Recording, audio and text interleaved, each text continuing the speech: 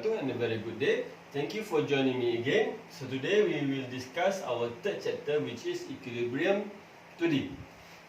Okay, so from previous chapter we have seen the resultant 2D where we have sigma f equal to r, and in both directions sigma fx equal to rx, sigma fy equal to ry. Okay, resultant force. But now in equilibrium we have sigma f equal to 0. So same by this one, sigma f in x direction must be 0, fy must also be 0. Okay, and the way we analyze this one, same for both condition, where you can use three method, which is graphical method, okay, rectangular component, or trigonometry method. Okay, you have these three methods. You can apply same method we use for both conditions. Only different here is sum of force. When you add up all the forces, it will be at the end equal to 0. So that's the condition, so that the system is in equilibrium. Okay, so before you can calculate the equilibrium condition, normally for problem involving equilibrium, you need to be able to draw the free body diagram. Okay, so the free body diagram. Later on, I will just call this one as FBD. Okay, so free body diagram or FBD.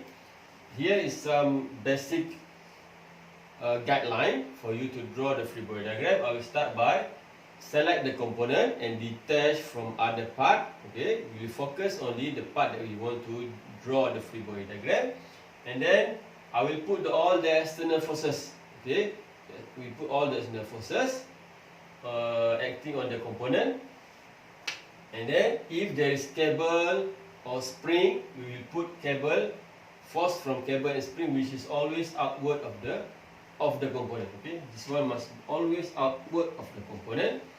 Okay, if the component stated the mass, normally the particle will have the mass. So mass must put mg. Okay, because mass in kilogram, we must have all in Newton unit. So we do mg, which will act downward because the gravity is downward. So mg acting at the center of gravity of that component. Okay, and if the component is sitting on a surface, okay, so we will have a normal force which is 90 degrees to the surface towards the component, because the component feels something pushing. Okay, action reaction. So we even though the surface will feel that there is a component on it, but at the same time the component will feel same action, opposite direction. So the component will feel a force acting toward that component. Okay, and here is there's two simple example to explain this one. Okay, so for example, we have this first one. Okay, this detached from other section. Let's say we want to draw free body diagram of component M. So I will take only the component M. Okay, so component M. So this is the component M. Okay, and then I will start by drawing the external forces. In this case, there's one external forces here. Let's say we call it as F1. Okay, so I will put the external forces here, F1. Okay, and then if there is cable, I will put a cable, force from the cable, which later on maybe we call it as T. Okay, from cable, which is always outward of the component. In this case, we have one cable here. So I have one cable, so one force outward of the component, T1. Let's say we call it as T1. So it's force from the cable, and then you want to put all this angle, because from the calculation it is important. Okay, and then the component have mass, stated here mass. So we have mg acting downward on the center of gravity. This is center of gravity. So we have mg. Either you did from up to center of gravity or from center of gravity to downward. It doesn't matter. Okay, it doesn't matter as long as it is acting on the center of gravity. And the last one is we have surface. So there is one force 90 degree to the surface. So 90 degree. So this is a force 90 degree to this surface. Okay, 90 degree to the surface acting towards the component. So the direction is towards the component. So we finish for free body diagram of the first point. Okay, let's say we have this one.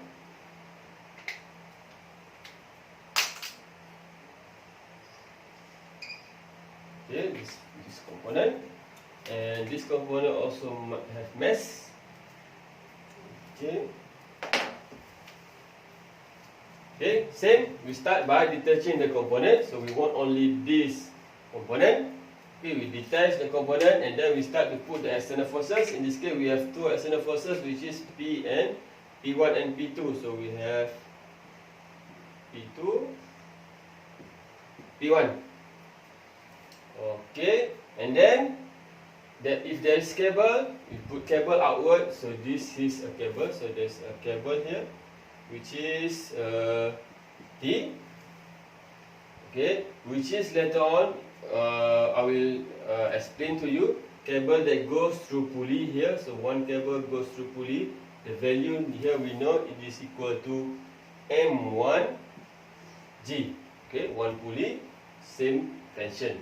Okay, and then we go to mass. The component got mass, so we have downward here to the center of gravity, mg. This is m1, this is m. Okay, and the last one is we have a surface, so we should have a normal force 90 degree to this surface. So 90 degree, this is the surface, this is your 90 degree. Okay, towards the component, so this is the normal force. And in this case, we stated that the mu is 0, so there is no friction. If there is friction, you have to put the friction, okay, opposite direction from the movement of the component. So here we say mu equal to 0, so there is no friction. So finish for free body diagram of two simple examples here. Okay.